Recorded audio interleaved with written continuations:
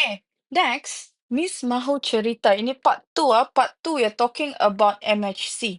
Bila kita cerita tentang MHC, apa ini MHC?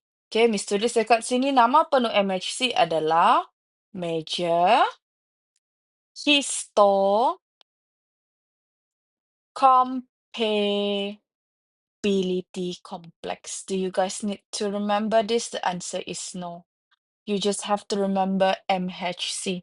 So when we talk about MHC, ini adalah seperti label. Okay, setiap dalam sel kita ni ada label. Macam name tag, macam yang Miss Ranu gunakan, Hanis. Kalau Miss Aisyah, Aisyah Miza.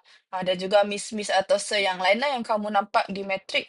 Jadi dekat sini, sel ni pun ada name tag dia. Okay, ada. Jadi, yang kamu patut tahu adalah dua sahaja. Yang pertama adalah MHC Class 1 and another one is MHC Class 2. Macam mana mau ingat apa setiap MHC ni buat? So, bila nampak MHC Class 1, ingat hanya ada satu orang yang berlawan. One person fight. Okay, ini hebatlah person fight. Kenapa dia hebat? Kejap lagi Miss cerita. Yang kedua pula, kita ada MHC Class 2 or we can call it as two people talking.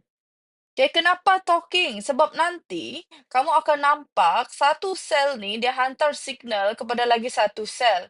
And then dia suruh sel B ni untuk bunuh tu patogen. Yang ini pula MHC Class 1 dia boleh bunuh directly. Okay, this one melibatkan dua orang, tapi ini bukan orang lah, kita cerita tentang dua sel. Ya, ini satu orang ni, dia lah yang buat. So, contoh, kalau ada sel yang kena infect, okay, dekat MHC1, dan dia bagi tunjuk dekat MHC1, apa yang akan jadi? Cytotoxic T cell yang akan kenal. Do you know cytotoxic T cell ni boleh destroy infected cell tu. Nanti Miss ajar. Okay, but I want you guys to know, when we talk about MHC Class 1, dia ni hanya akan dilakukan oleh satu sel sahaja. Okay, dan kamu juga perlu tahu tentang CD8 atau CD4. From my experience, usually it's hard for you guys to remember it. So I help you to remember. How to remember this? Tolong ingat. Okay, apa-apa yang kita darab, kenalah hasilnya 8.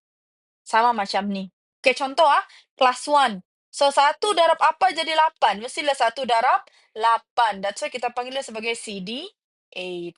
Okay, sama macam ni MHC kelas 2. Okay, buat 2 darab apa jadi 8? 2 darab 4. Jadi, untuk MHC kelas 2, kita panggil sebagai CD4. MHC kelas 1, kita panggil sebagai CD8. Alright? And also, you guys need to know, this is just for extra information, MHC Class 1, semua sel ada MHC Class 1.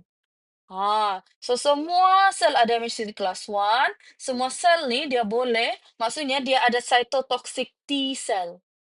Alright? But when it comes to MHC Class 2, only APC. Apa contoh APC? Miss kasih tunjuk sekejap. Contoh APC yang ada adalah macrophage. Okay, macrophage adalah sejenis sel darah putih dan kita juga ada dendritic cell dan juga B cell. Dalam silibus kita tekankan macrophage. Is that clear, guys? So, ini cara untuk kamu ingat tentang MHC. Boleh? So, 1 darab 8 equal to 8. So, we call it as CD8 untuk MHC class 1. Tapi untuk MHC class 2, kita panggil sebagai CD4. Alright, so I think that's all. Thank you. We will move on to part 3.